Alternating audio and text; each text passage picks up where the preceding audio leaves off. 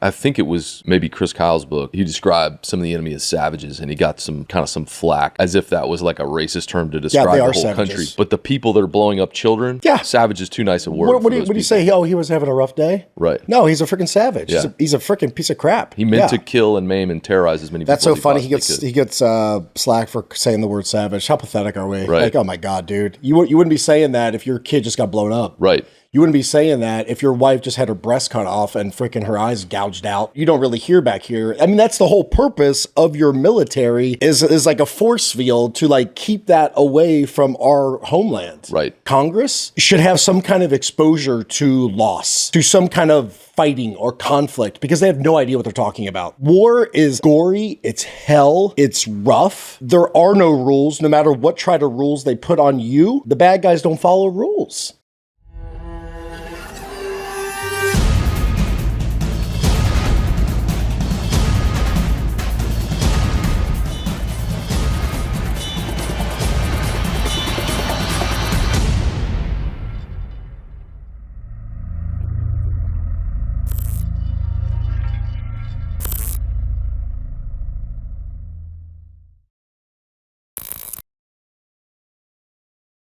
Hey, buddy. Chapter Golf. Chapter Golf. And again, these are discussions that accompany each chapter. If you haven't read or listened to Unafraid, you might want to do so because this might not make a lot of sense. And you're not going to get the full. It's definitely smart to read the chapter before you listen to this. Right. I even Absolutely. did. Yeah. Yeah. So, Chapter Golf, we are on your way to your first deployment, first combat. Mm-hmm. So I think I mentioned it last time that we were just kind of being shuffled around. It was, Europe, Africa, South America. I mean, it just kept bouncing around. I think we heard Afghanistan, Iraq, then it would change.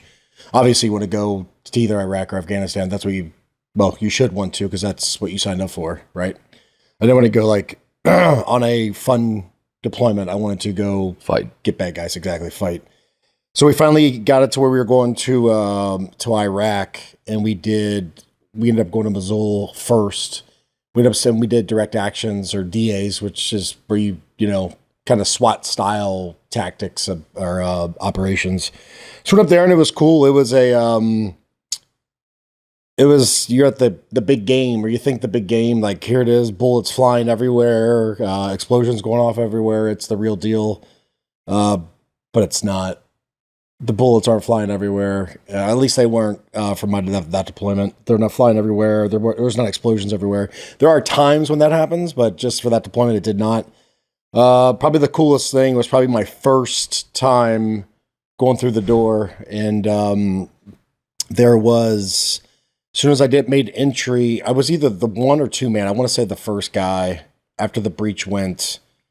And we went in. And it was kind of like a freeze. Like we had a couple guys in, and like everyone kind of just stopped. And then our troop chief goes, let's freaking go. And then like it was like without, it felt like an eternity, but it was probably less than a second. I mean, right. Maybe 2. And there was a dude with man jammies, white man jammies, running at me, and I got my nods on, and he has no weapon on him, and he's just like, which is really weird. You're not expecting that. You think of all the things that could possibly happen. I didn't think about that one. Right. Someone running at you, and I just like kind of dropped threw my weapon to the side because it's on my sling, kind of drops, and I just like kind of picked him up and like choke slammed him. I think there's like a couch or some kind of, I think it was a couch, put him right on the couch, and then like everyone just like kind of filed behind me to go do their thing. I took care of him, passed him off to an officer or somebody that was coming in the back of the train, and then start clearing the rest of the house. So. But that was probably the cool thing. We did that for 2 months, and then we got the call, like we're putting in a new Iraqi government or an interim government. So we went down to Baghdad to help with that, doing a PSD mission, which is personal security or executive protection. Little did I know that would be my company contingent group or start. That's how the birth would happen. So it worked out. It's the crappiest job in the world, in my opinion. It's like babysitting on steroids, and I hate babysitting. And in that area, you're waiting for them to do it to you. Yeah, it's not like you're on the offense, you're on the defensive. You're like, okay, we need to deter, we need to defend. It's not like, hey, let's go get them, You always hear the best defense is a great offense. Yeah, there's not so much. I mean, like we did like intel, we're like listening and trying to figure out things and do what we can, but And that was the time when a lot of VBIDs, vehicle-borne IEDs, improvised explosive devices were going off. I mean, just crazy, like 500-pounders that leave just craters in the earth. We did one. It was right by because we were in, excuse me. We were in charge of Prime Minister Alawi. There's a little bit more information on him, kind of a little backstory on him in the book. Yeah, he's a badass. He's a badass. Yeah, he's been there, done that, and he probably I'd say, man, only a couple hundred meters. There was a gate on the backside of his building where we would watch him, and a huge VBID went off. And it was a car with about 500 pounds of explosives. And then he wanted to go see it. So we're like, oh God, we don't want to go out there because it's outside of outside of the green zone of Baghdad.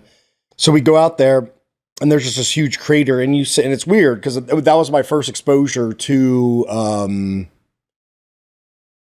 explosion that big that was meant for, U.S. forces. And there's just shoes everywhere. So the blast, you don't usually get explosives go off, the blast can kill you, but it's the overpressure that just turns your insides to mush or just takes you out. So that's the big killer is the pressure of the explosive. It's that. I mean, you can see it. And if you watch ballistics, the pressure, I think we were just watching ballistics the other night and you would see the different gun and it would expand the gelatin. Right. That's the pressure. So the same thing for explosive, it will go so fast. Then as the further it gets away from the source, it slows down. So that's why you got your MSD or your minimum safe distance. Like when we do our breaching stuff or any other kind of freaking explosives is you need to know that distance. There's a calculation. So you have to know what that is. But obviously there's no calculation with those guys. It's just all right, kill everyone we can. But shoes, kids shoes.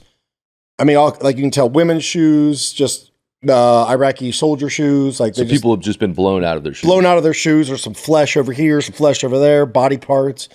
It was very surreal. I was like, holy crap, man. There's no regard for human life with these guys. They just don't care. You think about it. You leave a bomb, you're going to go away, and then you're going to maybe detonate with a cell phone. So you call up whatever.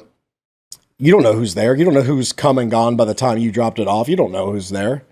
Or if it's command detonated, like the guys in the car. I think that one when he was in the car, so he did a little freaking martyrdom or whatever. But you're just killing anybody and everyone. It doesn't matter. It's not a specific target. It's just whoever is there just to jack with you. It's a different kind of evil. It's a very different kind of evil, and it's a very real evil. Evil has many faces. Thinking back, I think it was maybe Chris Kyle's book, and he described some of the enemy as savages, and he got some flack. As if that was a racist term to describe the whole savages. Country. But the people that are blowing up children, savage is too nice a word. What do you say? Oh, he was having a rough day? Right. No, he's a freaking savage. Yeah. He's a freaking piece of crap. Right. He meant to kill and maim and terrorize as many people as he possibly could. That's so funny. He gets slack for saying the word savage. How pathetic are we? Right. Oh my God, dude. You wouldn't be saying that if your kid just got blown up. Right. You wouldn't be saying that if your wife just had her breast cut off and freaking her eyes gouged out and then raped by a bunch of terrorists. This is the time where the terrorist guys, they're doing all kinds of stuff to intimidate civilians. Maiming, you name it. A lot of bad things that you don't really hear back here. That's the whole purpose of your military is like a force field to keep that away from our homeland. Right. So the people that say that stuff, they honestly have no freaking clue what they're saying because they've never been exposed with it. I think we talked about this the other day. We were doing this. Congress should have some kind of exposure to loss, to some kind of fighting or conflict, because they have no idea what they're talking about. They have no idea what they try to bring their politics in and they mess it all up. It's not a war is, just the word war. It's gory. It's hell. It's rough. There are no rules. No matter what try to rules they put on you, the bad guys don't follow rules. And it puts you in a freaking situation where, a lot of lives were lost because of our freaking rules. We did it to ourselves, not the bad guys. We did it to ourselves. And it's still happening today. You can see it. As soon as politics comes into the realm of war, man, it's just not good. And that's when you're just okay, I'm out of here. And people who view the U.S., whether they're politicians or just ordinary citizens, people who view the U.S. as this evil imperialist place, they've obviously never been to one of those countries and see how the rest of the world Right. And I'm not gonna sit here and say that every conflict we've done has been justified and there's not a political behind the scenes agenda, because we know for a fact that there is. But when you see people taking their own people that live in their country, their fellow countrymen, and raping and torturing women and children, and just the homosexuality, and they preach all this stuff, but behind the scenes they're doing whatever. Total hypocrites. It's okay for us to do it, but the women can't do it. It's such a hypocritical society. Like, we don't want our women to be educated.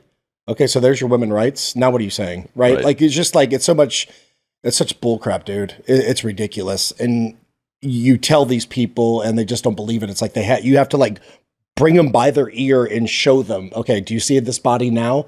Do you see this dude that just blew up himself and his 4 kids? The oldest one was 8. The youngest one was 3.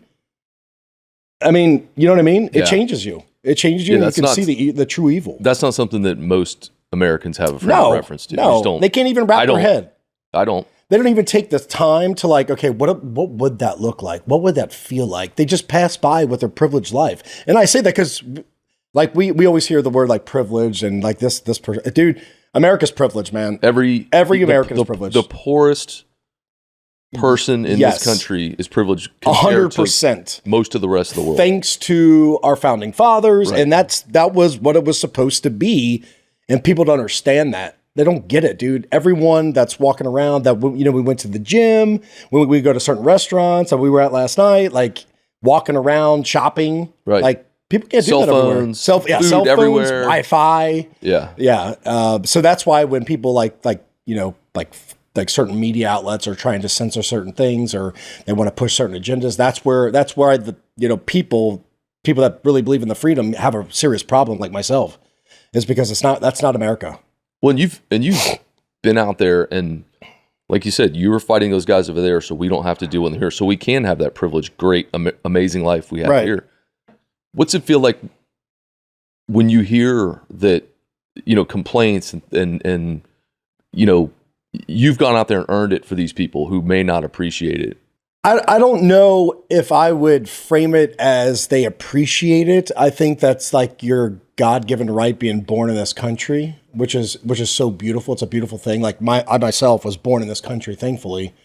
I just decided to protect it. Like, that was my calling. It was my passion, and it's my purpose on this earth. But people do not understand the things that go outside of our country to protect the country. Like, you hear about certain things, you haven't heard about the things that did not happen. Right. Because I don't want to freak you out. You know what I'm saying? Right. So they don't hear about all of it. They hear about some of it. They hear about a piece of it. They hear about what the media wants you to hear.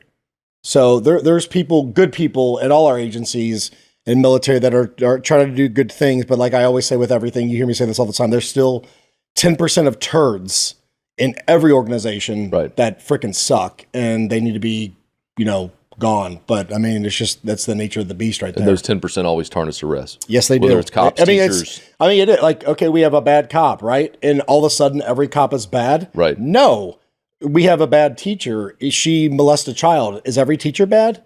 No. So it's just poor. Like, okay, the cops, they just get nailed. Right. But you don't hear about malpractice for doctors, do you? No, and then that happens way more than police officers. So it's mind blowing, the hypocrisy. So let's shift gears and talk about, mentorship is a big recurring theme in this book. Seems like your is it task unit chief, troop chief? Yes, yeah, was a huge. He was, man. He took a little break from our Tier 1 unit, came back and did. My first 2 platoons were with him and another guy that was from our Tier 1 unit, and it was night and day. That's where my CQC got really, really good. I mean, like, really good. They were just so good. They were just like, they cared about work. They cared about the way you operated. They didn't deal with the bull crap. Like, they were awesome. I mean, those guys mentored me. And if it wasn't for them, I would not have done as well as I did do when I screened for our Tier 1 unit at the command. So I give them, and I've told them thousands of times, like, I mean, those guys were definitely mentors. And there was a lot of other guys that were, that definitely filled me, like, in certain ways or not. And then there's guys that, like, okay, don't be that dude. Right. Like, that guy's just bringing you down. Why would I want to hang out with that guy? But these guys are just like, you would just like watch the way they would move. It's like, dude, it was just like beauty. It was awesome. I mean, I never knew combat could be beautiful, but it's like a ballerina walking around, like just dancing around, prancing around the battlefield, just taking out bad guys. It's beautiful. Anytime you watch someone who's truly masterful at something, whether it's weaving a basket or playing an instrument, I mean, it's an amazing, beautiful effortless thing. Yeah. It looks like they're not even doing anything. Yeah. It's like fighters, for example, guys that really know what they're doing. It's like, oh my gosh. Like, it's like, holy crap. They just know their stuff. And that happens with thousands of reps. Yep. Over Years. and over and over again. Hard work, baby. Let's talk a little bit about the sniper ops. I think that's interesting. We touch on it, but I mean, you're going in and basically telling people you're not going to work today. We're taking over your family, your house. So that whole thing started because a lot of IEDs, like I said, like roadside bombs were becoming really big at that time during the war. So we kind of shifted a little bit. If we weren't doing, I think that was, I don't know if that was first or second deployment. I can't remember. It might've been, was it first? I don't remember. Does it, whatever. Whatever it was. You'd go in, find a good, where they do the bombs a lot and find a good vantage point, and you kind of take over the people's house, and people are like, I got to go to work. And like my boss is going to like, I mean, this is Iraq. This isn't like Wyoming. Right. Like I have to go, like, yeah, you ain't going. Like, well, let me call it now. You ain't calling. Like, nothing's happening. You're going to sit there and you have to watch them. And it sucks. And some of them are super nice. Like, hey, can we cook you something? But then there's like, okay, you're going to poison my food. And but you ate it anyway. I ate one time. I did. I'm totally guilty. I was so hungry. Doesn't surprise me at all. Oh, that smelled so good. I was like, yeah, I'll totally get in there. But like, I had buddies watching me, but still could have killed me. But here we go. So we did that. And then you'd watch for guys, and we'd have your sniper, and I would always carry a machine gun on those just for a little extra firepower. And it'd be like, I think probably 4 to 6 man teams we went, maybe 3 to 6 man teams. We would take that over, secure the place, and just watch, and we would kind of hide out during the day internal, or we would go in at nighttime and watch, and then we would stay for a couple of days and stay internal during the day, go out at nighttime when it starts to get a little dark so people can see us. Do those people get paid or anything? Is there any? Yeah, there's a compensation process. I don't know what the amount was. I wasn't, whoever the team leader was responsible for that, but they would carry cash. And if anything like got broken, like trying to come in, like we would pay for it all, like more than. Did your best to take care of it. Yeah, like they were definitely taken care of for sure. Probably the most money they'd seen in months. Like they would have to do months of work to get what they just got. Right. So yeah, they were taken care of for sure. So is it safe to say that, I hate to use the term letdown, but it wasn't necessarily the level of action that you were looking for? Yeah, big time. And I mean, that was a common thing. Like you like, okay, we're going to Iraq. Like we're going to a war zone. You're picturing Saving Private Ryan. You're picturing freaking every other movie, like war movie, Navy SEALs. You're like, oh, we're going to rescue some people and all that stuff. And there's definitely ops here and there. But like I said, I think it was on our last podcast, the one before, it's like timing. You got to be in the right place at the right time. And there wasn't a lot of that going on. It was more their government, if you look at it, I mean, it was such a huge piece. Like that was a big deal. But, being a selfish, first deployment guy, I was like, dude, I just want to go get the bad guys. Like, I just felt like I was being wasted. And a lot of guys felt that way. Like sure. we were doing a job, and it was extremely important, hands down. But for me, it was like, okay, if we're not taking bad guys out, like they're just going to keep going and keep going and keep going. And I mean, there's other guys taking the fight to the enemy, and God bless them. But, until your hands are in the dirt and the mud and the blood, it's like, it's just not the same. Well, and kind of filed under everything happens for a reason. You were not crazy about the PSD work, but then that became your contingent career. Group. Yeah. So, I mean, it all worked out, and I learned a lot. I matured a lot. But yeah, thankful for my my route down this path of the teams. And during this deployment, you got a baby on the way. Yes. Right before Sammy was born. So I left for this deployment, my first deployment, a 6-month deployment when she was 3 months old. So I came back and she was 9 months old. Okay. So I missed from 3 to 9. Were you able to switch that off? Or is that something that... I mean, you're constantly thinking about it, but like, what do you do? Right. It's kind of like that mindset thing. Do you, get yourself and freaking down in the dumps? I mean, I would definitely think about it, and like I would do Skype and, try to see her as best I could, but I had a job to do. And, that job is deploying for 6 months, and, you get your head out of the game. It's not a good thing. What was it like coming home from that deployment? It was good. It was awesome. It was 6 months. I mean, it was good to come home. But I think that's like when you kind of start, my irritability kind of went up a little bit. Anger started going up a little bit. Lack of patience, not liking the human race, I guess you could say, started leveling up a little bit. And then it got worse and worse as deployments went on. And then as the more vicious deployments got, it just got worse and worse. Got it. Well, that's pretty much covers golf. That is. We'll go on to the next one, and it just keeps ramping up. It seems, and I think we talk about this in the book, it's very incremental. Things got ratcheted up for you at just the right level. They did, yeah. To prepare you for. It's interesting how that worked. When you look at it in hindsight, it's like, oh my gosh, look at this. Yeah. Like, we're just going to give you this little piece. Now we're going to give you this piece. All right, time for the cake, baby. So it was nice. It worked out perfectly. It really did. Good deal. Well, thanks for your service, I should say that. Yeah, it was my pleasure, buddy. Yeah. You know that. My pleasure. I volunteered. Thanks, guys. We'll catch you next time. Take it easy, guys.